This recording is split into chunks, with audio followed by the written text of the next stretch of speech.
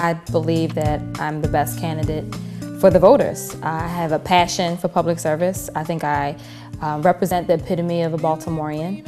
I have a vested interest here. My children go to school here. This is my second home that I've purchased in Baltimore City that I've lived in. I understand the issues and the concerns, and I care about this city. I am a graduate of Morgan State University, political science major. I'm also a second-year student at the University of Baltimore School of Law. I have 3 children, ages 14, 12, and 8. They go to school here in Baltimore City. They play football here in Baltimore for Forest Park. They used to play for Northwood. So we've been in the city and experienced the whole dynamic of the city from the east to the west. And I have over 10 years of experience in public policy and community outreach.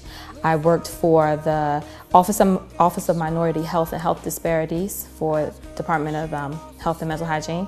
That was funded by state legislation to really look at the issues concerning African Americans and other minority populations. I was administrator there. I have over 4.5 years of experience with the court system here in Baltimore City and in DC. And most recently, I am the executive director of a community-based organization here in West Baltimore.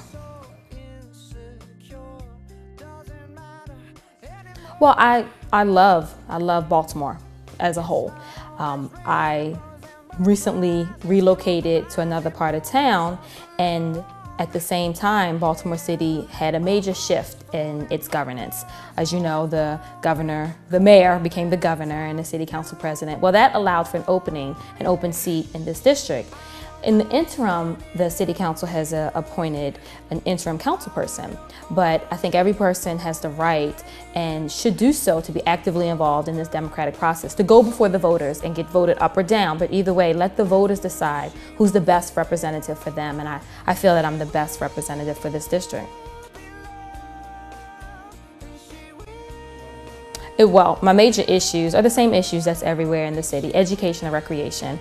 Not just we need to fully fund education, but we also need to look at our curriculum in a different manner. We have students in Baltimore City with the same curriculum as those in Worcester and Montgomery County, but we have disparities that are unique to this city.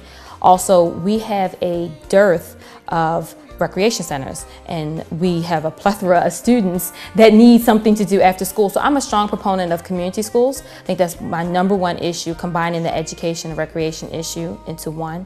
Of course, second would be the economic development, basically our neighborhoods. We have in the 6th district, there's an opportunity to grow this district, to bring back in a tax base, to make sure that we have the vacant homes removed and bringing renovations or rehabilitations or new units for low to moderate income families. At the same time, we want to make sure that our residents who have grown up here, whose families have generations here, that they're able to stay here, and offer them the right of first refusal, or just make them aware that they have this right.